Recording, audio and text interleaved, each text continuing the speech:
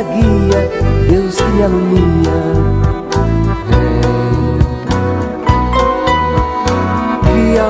O Clube do Ouvinte, RU Nossa Senhora de Guadalupe, traz até você a Lei do Amor. Defende dos perigos, dos inimigos da vida. Também sou teu povo, Senhor, estou nessa estrada. Somente a tua graça me basta e mais nada, o povo de Deus. Alô pessoal, mais uma vez é uma grande alegria estarmos aqui nas ondas da Rádio Universidade, sob o patrocínio de Schau, Freios e Suspensão e do Clube do Ouvinte Nossa Senhora de Guadalupe, com o programa Lei do Amor, iniciando o mês de setembro, o mês da Bíblia. Com grande alegria, a Bíblia, ela ocupa um importante espaço na nossa Igreja Católica e na nossa lei, porque toda a lei do amor não pode contrariar a Bíblia. E desde a Reforma Luterana, quando os teólogos luteranos diziam que toda a revelação do Senhor se dá única e exclusivamente através da Bíblia, a Igreja Católica, no Concílio de Trento, só contra a Reforma, embasou que a revelação de Deus, seu projeto benevolente, se dá pela Bíblia e também pela tradição. Nós já falávamos isso com o Padre Jô há tempos atrás, que a patrística nos especifica muitos passos que a Bíblia traz dentro de si. E como também o mês de setembro é o mês da Bíblia, nós iniciamos então este mês falando da revelação de Deus. E nós temos assim, dentro do Concílio Vaticano II, um documento que fala sobre esta revelação, que fala sobre a palavra de Deus, a tradição, que se chama Dei Verbum, Verbo de Deus. E lá na Dei Verbum, no seu parágrafo 2, ele nos diz assim: aprove a Deus em sua bondade e sabedoria revelar-se a si mesmo e tornar conhecido o mistério de sua vontade, pelo qual os homens, por intermédio de Cristo, Verbo feito carne, no Espírito Santo têm acesso ao Pai e se tornam participantes da natureza divina. Deus, que habita numa luz inacessível, segundo São Paulo lá na 1 Timóteos, quer comunicar sua própria vida de vida aos homens, criados livremente por Ele, para fazer deles, em seu Filho único, filhos adotivos, conforme também Efésios no capítulo 1. Ao revelar-se, Deus quer tornar os homens capazes de responder-lhe, de conhecê-lo e de amá-lo bem mais do que seriam capazes por si mesmos. O projeto divino da revelação realiza-se ao mesmo tempo por ações e palavras intimamente ligadas entre si e que se iluminam mutuamente, nos revela o documento Dei Verbum. Este projeto comporta uma pedagogia divina peculiar. Deus comunica-se gradualmente com o homem, o prepara por etapas para acolher a revelação sobrenatural, que faz de si mesmo e que culmina na pessoa e na missão do Verbo encarnado, como está na Bíblia, que é Jesus Cristo. E nós temos assim um trechinho muito bonito da patrística de Santo Irineu de Lyon, um grande santo padre da Igreja, que nos diz assim, Santo Irineu de Lyon fala repetidas vezes desta pedagogia divina sobre a imagem da familiaridade múltipla entre Deus e o homem. O Verbo de Deus, Jesus Cristo, habitou no homem e se fez filho do homem para acostumar o homem a aprender a Deus e acostumar Deus a habitar no homem segundo o consentimento do Pai.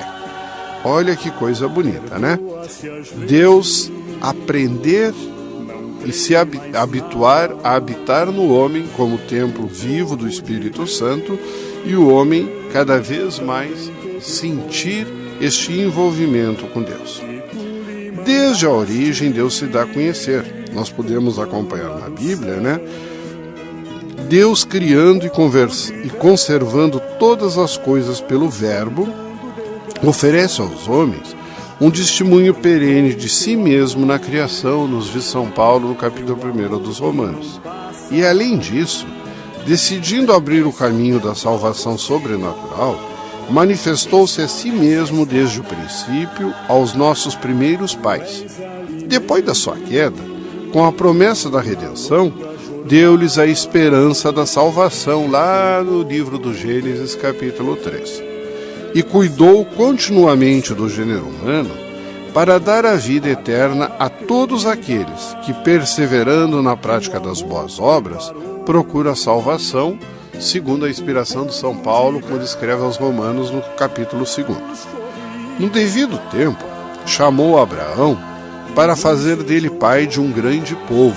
Estamos lá no Gênesis 12.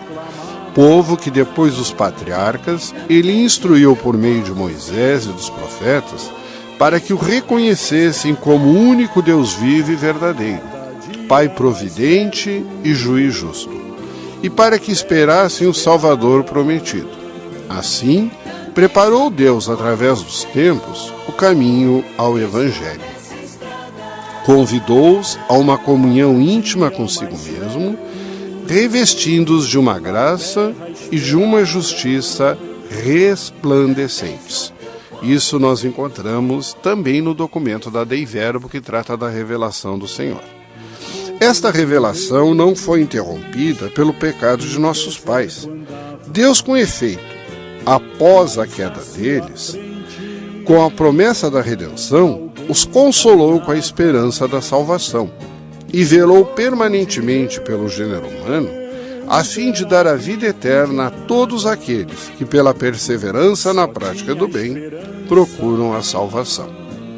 Quando pela desobediência perderam vossa amizade, não os abandonastes ao poder da morte. Oferecestes muitas vezes aliança aos homens e às mulheres. Isto faz parte da oração, esse trechinho, né, da oração eucarística número 4, que às vezes a gente celebra na missa, essa oração. Vejamos então, né, a aliança que Deus fez com Noé lá na Bíblia. Desfeita a unidade do gênero humano pelo pecado, Deus procura antes de tudo salvar a humanidade, intervindo em cada uma de suas partes. A aliança com Noé, depois do dilúvio, conforme o livro do Gênesis, capítulo 9, exprime o princípio da economia divina para com as nações, isto é, para com os homens agrupados segundo seu país, língua, família e nação. Esta ordem cósmica, social e religiosa da pluralidade das nações destina-se a limitar o orgulho de uma humanidade decaída que, unânime em sua perversidade, gostaria de construir para si mesmo sua unidade à maneira de Babel, né? A gente vê esse episódio da Torre de Babel lá no livro do Gênesis, capítulo 11, né? Quando os homens resolvem construir uma torre que vai da terra até o céu para poder subir e tomar o lugar de Deus. Contudo, devido ao pecado, isso nos diz São Paulo, o politeísmo, assim como a idolatria da nação e de seu chefe, constitui uma contínua ameaça de perversão pagã para esta economia provisória. A aliança com Noé permanece em vigor durante todo o tempo das nações, nos diz São Lucas, no seu capítulo 21. A Bíblia venera algumas grandes figuras das nações, tais como Abel o Justo, o rei sacerdote Melquisedeque, a figura de Cristo, ou os justos Noé, Daniel e Jó. Assim, a Escritura exprime que grau elevado de santidade pode atingir os que vivem segundo a aliança de Noé, na expectativa de que em Cristo congregue na unidade todos os filhos de Deus dispersos, expressão de São João no seu capítulo 11. Né? Noé, então, foi chamado para Deus pela sua fidelidade, para que com sua família construísse uma grande arca diante do dilúvio, e salvasse toda a espécie criada por Deus, colocando um casal de cada espécie nesta arca, né? E a arca ficou 40 dias durante, esse dilúvio, se equilibrando sobre as águas até que, cessado o dilúvio, de novo acontecesse toda a vida sobre a terra. Vejamos Abraão, que é outro, grande da Bíblia. Para congregar a humanidade dispersa, Deus elegeu Abraão e chamando-o, sai de tua terra, no meio de teus parentes, da casa de teu pai, lá em Gênesis 12, para fazer dele Abraão, isto é, pai de uma multidão de nações. Em ti, disse o Senhor lá no livro do Gênesis 12, serão abençoados todas as famílias da terra. O povo originário de Abraão será o depositário da promessa feita aos patriarcas, o povo escolhido, chamado melhor a preparar um dia a unidade da igreja de todos os filhos de Deus. Este povo será a raiz sobre a qual serão enxertados os pagãos, tornando-os crentes. Os patriarcas e os profetas, bem como outras personalidades do Antigo Testamento, foram e serão sempre venerados como santos em todas as tradições litúrgicas da Igreja. Depois dos patriarcas, Deus formou Israel, o seu povo, e salvando da escravidão do Egito, fez com ele a aliança do Sinai e deu-lhe por intermédio de Moisés sua lei, para que o reconhecesse e o servisse como o único Deus vivo e verdadeiro, Pai providente e juiz justo, e para que esperasse o Salvador prometido. Israel é o povo sacerdotal de Deus, conforme o livro do Êxodo, capítulo 19. Aquele sobre o qual é invocado o nome do Senhor, no livro do Deuteronômio 28. É o povo daqueles os quais Deus falou em primeiro lugar, o povo dos irmãos mais velhos, da fé de Abraão. Conforme esse discurso bonito, que São João Paulo II fez na sinagoga lá em Jerusalém, ressaltando que toda essa caminhada do Antigo Testamento, que é a caminhada também do povo judeu, ela serve de base para nós cristãos que caminhamos em comum e que depois optamos por seguir a linha do Messias através dos evangelhos no Novo Testamento. Foi por meio dos profetas, Deus forma seu povo na esperança da salvação, na expectativa de uma aliança nova e eterna, destinada a todos os homens, e que será impressa nos corações. Os profetas anunciam uma redenção radical do povo de Deus, a purificação de todas as suas infidelidades, conforme o livro de Ezequiel, no capítulo 36, serão sobretudo os pobres e os humildes do Senhor, conforme o livro de Sofonias, no capítulo 2, os portadores dessa esperança. As mulheres santas como Sara, Rebeca, Raquel, Miriam, Débora, Ana, Judite e Esther mantiveram viva a esperança da salvação de Israel. Entre todas elas, a figura mais luminosa é Maria, conforme Lucas, capítulo 1. Deus tudo disse do seu verbo. Muitas vezes, e de muitos modos, Deus falou outrora aos nossos pais pelos profetas. Nesses dias que são os últimos, falou-nos por meio do Filho, diz São Paulo escrevendo aos Hebreus para explicar a doutrina cristã, lá no capítulo 1 da sua carta. Cristo, o Filho de Deus feito homem, é a palavra única, perfeita e insuperável do Pai. Nele o Pai disse tudo, e não há outra palavra senão esta. São João da Cruz, a exemplo de tantos outros, expressa isso de maneira brilhante ao comentar esta introdução da Carta dos Hebreus, capítulo 1, versículos 1 e 2. Olha o que nos diz então São João da Cruz, doutor da Igreja.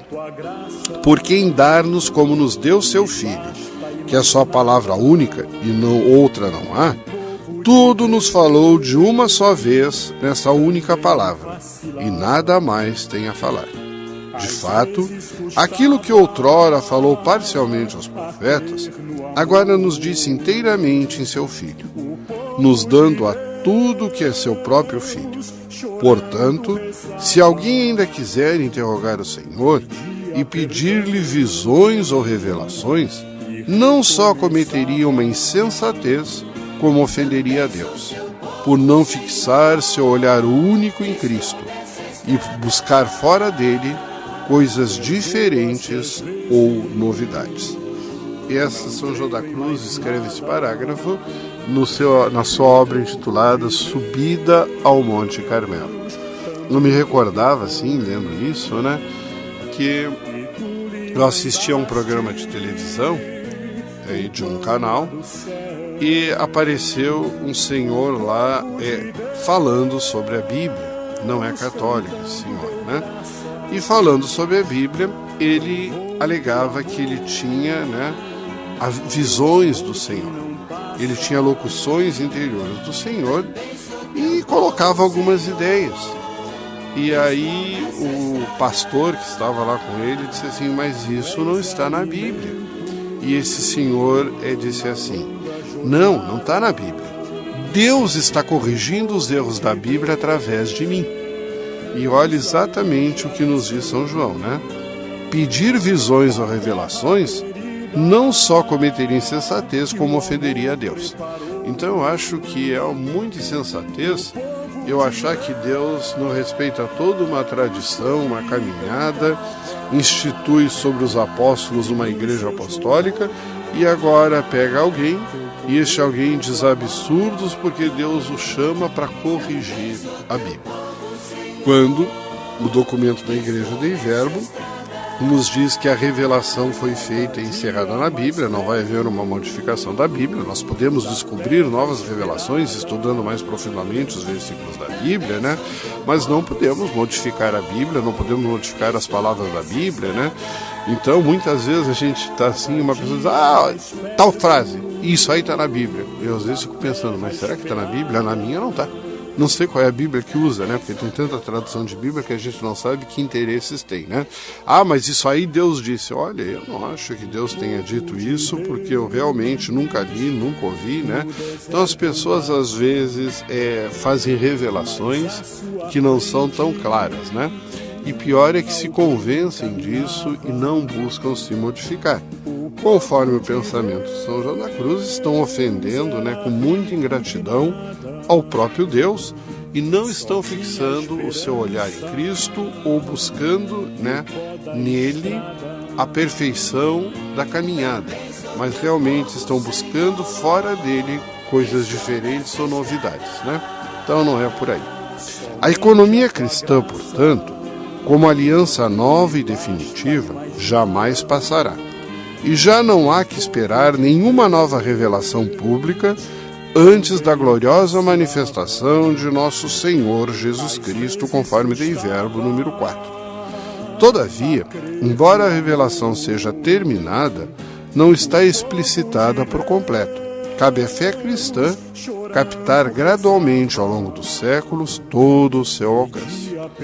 No decurso dos séculos, houve revelações denominadas privadas, algumas delas reconhecidas pela autoridade da Igreja. Elas não pertencem, contudo, ao depósito da fé. A função delas não é melhorar nem completar a revelação definitiva de Cristo, mas ajudar a viver dela com mais plenitude em determinada época da história. Guiado pelo magistério da Igreja, o senso dos fiéis sabe discernir e acolher o que nessas revelações constitui um apelo autêntico de Cristo ou de seus santos à Igreja. A fé cristã não pode aceitar revelações que pretendam ultrapassar ou corrigir a revelação da qual Cristo é a perfeição. Este é o caso de certas religiões não cristãs e também de certas seitas recentes que fundamentam em tais revelações. Resumindo, por amor, Deus revelou-se e doou-se ao homem.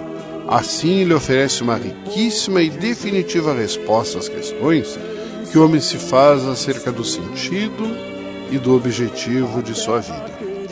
Deus revelou-se plenamente enviando o seu próprio Filho, na qual estabeleceu sua aliança para sempre.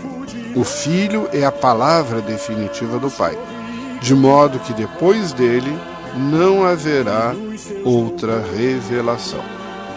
Mais uma vez, então, o nosso tempo voa, né? E para nós é sempre uma grande alegria poder estar aqui com vocês. Mais uma vez, pedimos a colaboração dos ouvintes para o Clube do Ouvinte Nossa Senhora de Guadalupe, para ajudar os diversos programas cristãos da nossa emissora. Queremos deixar a todos a nossa bênção, o nosso carinhoso abraço, nossa gratidão pela audição. Que Deus abençoe os vossos lares, por intercessão de Nossa Senhora Aparecida, padroeira e rainha do Brasil, Nossa Senhora de Guadalupe, padroeira da América Latina, imperatriz da América Latina e padroeira também do Clube do Ouvinte, em nome do Pai, do Filho e do Espírito Santo. Ficamos então com esta bonita mensagem musical.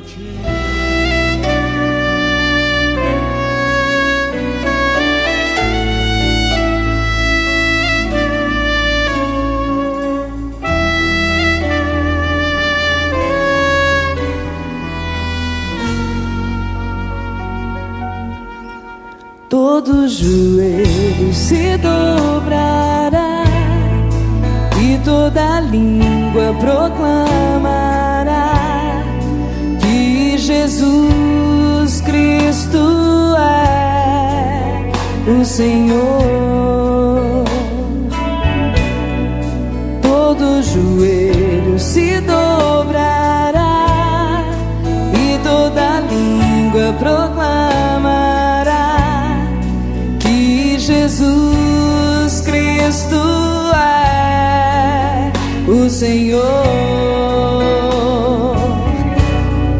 Nada poderá me abalar, nada poderá me derrotar, pois minha força e vitória tem o nome é Jesus.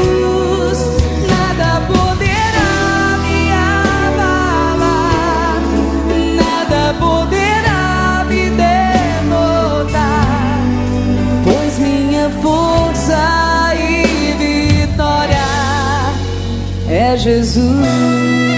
Vamos aplaudir com toda a força esse nome que tem poder.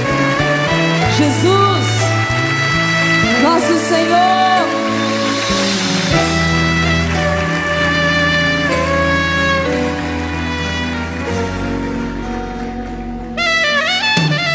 Quero viver tua palavra, quero ser cheio do teu Espírito, mas só te peço, livra-me do mal. Quero viver tua palavra, quero ser cheio do teu Espírito, mas só te peço, livra-me do mal. Nada poderá me abalar, nada poderá me derrotar, pois minha força e vitória tem o nome é Jesus. Nada poderá me abalar, nada poderá me derrotar, pois minha força e vitória é Jesus. Cantemos o nome de Jesus que tem poder.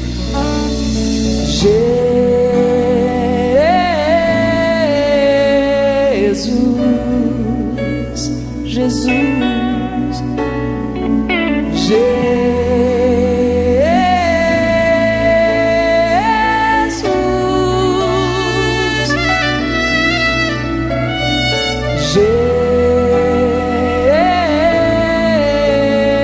Jesus, Ele tem poder.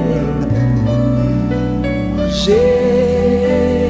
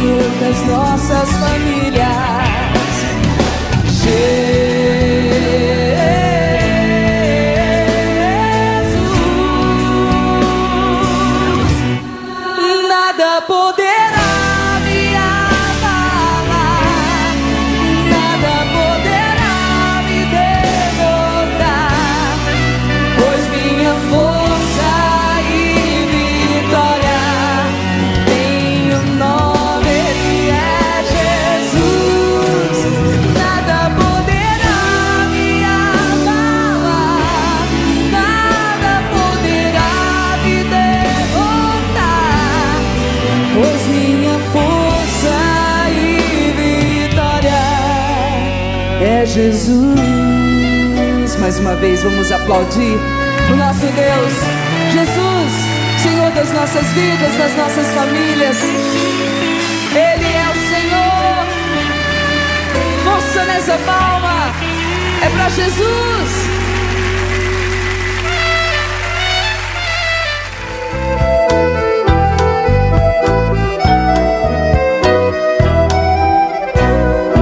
Frente, paz na guia, Deus que alumia. Vem. Seja um missionário da evangelização. Participe do Clube do Ouvinte. Um oferecimento Rádio Universidade, uma emissora da Arquidiocese de Pelotas. Dos inimigos da vida,